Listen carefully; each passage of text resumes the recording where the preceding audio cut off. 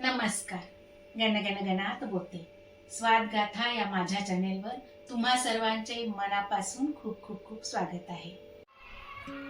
आपण बनवणार आहोत, हे पहा, हा लाल भोपळा याची भाजी. या लाल भोपळ्यालाच डांगर असंही म्हणतात. हा 1/2 किलोचा आहे. तर याची भाजी कशी करायची ते मी तुम्हाला दाखवते. तर त्यासाठी हा घेतला आहे 1/2 किलो भोपळा. त्याच्यानंतर हे लाल तिखट 1 चमचाभर घ्यायचं आहे आणि स्वादानुसार मीठ. हे तिखटाचं प्रमाण तुम्ही कमी जास्त करू शकता. आणि फोडणीसाठी तेल, जिरे, मोहरी, हळद, हिंग आणि वरून सगळ्यात शेवटी भाजी शिजल्यानंतर शेंगाचा कूट टाकायचा आहे. कढीपत्ता फोडणीसाठी वापरायचा आणि सजावटीसाठी कोथिंबीर. तर शेंगाचं कुटाचं प्रमाण तुम्ही कमी जास्त करू शकता. तुम्हाला जसं आवडेल तसं त्यानुसार. जास्त आवडत असेल तर तुम्ही जास्त कूट टाकू शकता. चला तर आपण करायला सुरुवात करूया. त्यासाठी काय केलं, मी आता हा लाल भोपळा आधी स्वच्छ धुवून याची साल काढून बारीक चिरून घेते. चला तर मी चिरून घेते. तोपर्यंत तुम्ही माझ्या चॅनलला लाईक करा, शेअर करा, सबस्क्राईब करा आणि बेल आयकॉनवर क्लिक करायला विसरू नका. हे पहा, मी असे काप करून घेतले आणि याची साल पण काढून घेतलेली आहे. स्वच्छ धुवायचं आधी, मग साल काढायचं आणि मग चिरून घ्यायचं. हा असा बारीक चिरून घेतला आहे. चला आता आपण फोडणी करूया. हे पहा, याच्यामध्ये थोडंसं तेल टाकून घ्यायचं आहे, 2 चमचे.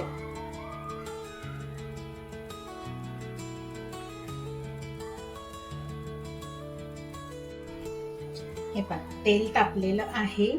आता त्याच्यामध्ये 1 चमचाभर मोहरी टाकली आहे, अर्धा चमचा जिरे आणि हळद लगेच टाकायची नाही, नाहीतर ती जळून जाईल. कढीपत्ता टाकून घ्यायचा, मग हळद टाकायची आहे. त्याचं पाणी उडत असेल तर ना लगेच हळद टाकायची, म्हणजे ते थोडंसं कडकडपणा कमी होतं त्याचं आणि पाणी कमी होतं. हिंग आणि हे पहा, ही लसूण आल्याची पेस्ट. आता हे व्यवस्थित सगळं मिक्स करून घ्यायचं.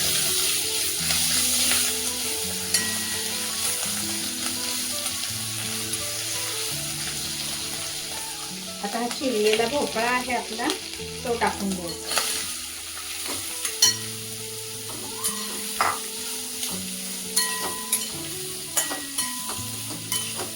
हा मी बारीक चिरलेला आहे, त्यामुळे नुसता तेवढ्या तेलावर तो वाफून निघेल. त्याला पाणी वेगळं घालायची गरज नाही.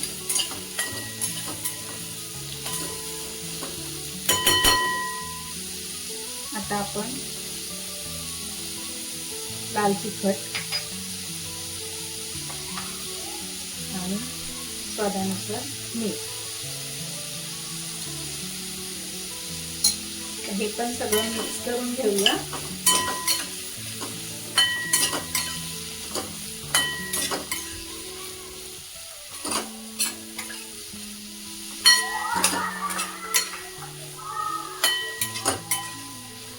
तुम्हाला आणखी ह्याची लज्जत वाढवायची असेल तर थोडीशी जिरा पावडर आणि धना पावडर पण तुम्ही याच्यात टाकू शकता.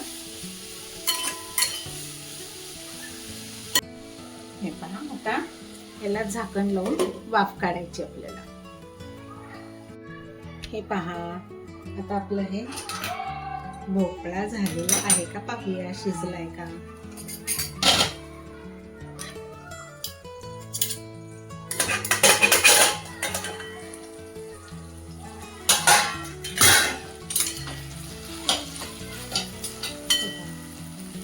शिजलाय छान. 4 ते 5 मिनिटांमध्ये शिजतो हा. आता मी काय करते, त्याच्यामध्ये शेंगाचा कूट टाकून घेते.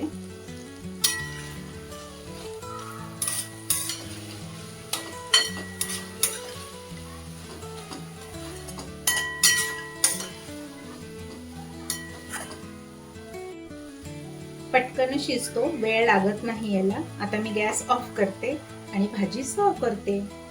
थोडीशी कोथिंबीर टाकूया, म्हणजे टेस्ट छान येईल.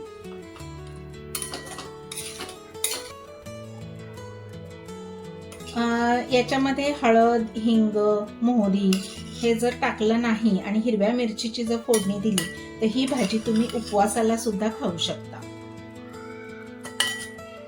आवडली का माझी ही रेसिपी? आवडली असेल तर तुम्ही पण नक्की करून पहा आणि मला कमेंट करायला विसरू नका. अशा स्वादिष्ट रुचकर रेसिपींसाठी पुन्हा पुन्हा भेट द्या माझ्या स्वादगाथा चॅनेलला.